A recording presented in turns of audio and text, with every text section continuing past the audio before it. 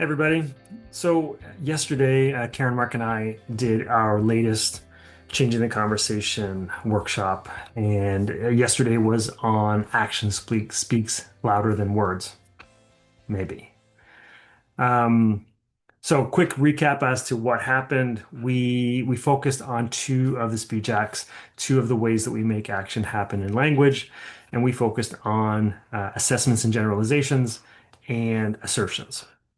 And these are the ways that we make action happen in language. However, we tend to use assessments very often in our speech, up to 80%. And when we use assessments, they come from our perspective. They come from our unique perspective and experiences in life. So we have a bias.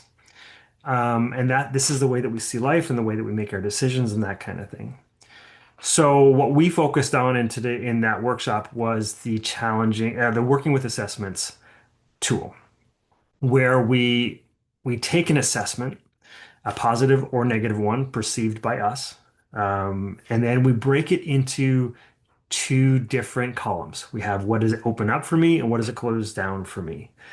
And what this tool does is it helps open up your perspective to see these perceived positives and negatives as more than that, and that nothing is neither positive or negative. There is a balancing off of both, and how by challenging it, by working with it, you get to open yourself up to seeing it as more. And what we did in this particular tool, I got the participants to help me to open up my blind spot of seeing shyness or my shyness as a positive, or what does it open up for me? And that was quite illuminating because they were able to see things that I am not, because I've always perceived it as a negative. So that's what we did with that.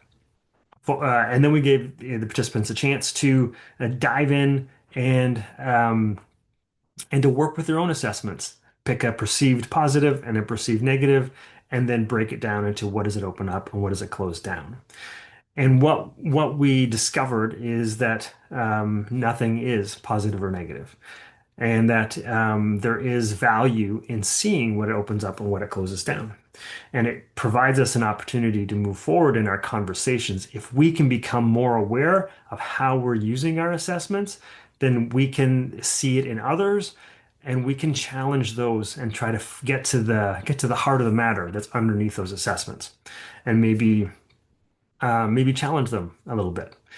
The other thing with assessments is the importance of grounding it. So finding observable truths that we can latch onto that support our perception and give it some color and some meaning, and then that can open up the possibility for more conversation. So that was the working with assessments. We then moved on to working with challenging generalizations, and generalizations are just essentially more general assessments. And you're going to hear them everywhere. Management never listens, right? So what we did in today's session was to try to, or yesterday's session, is to find out. Let's get to specificity. Let's try to break down that dead end of a generalization and bring it down into something that we can work with that's specific. So finding out, who is management? Which management? Is it upper management? Is it middle management? Is it my manager that never listens? Which is it? So we practice asking open-ended questions to bring that generalization down to a specific pieces. What's underneath that generalization?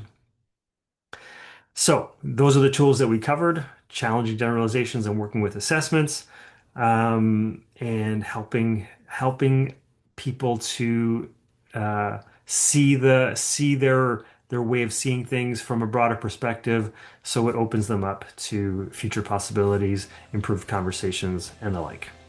So that's what we did. We'll see you on the next one.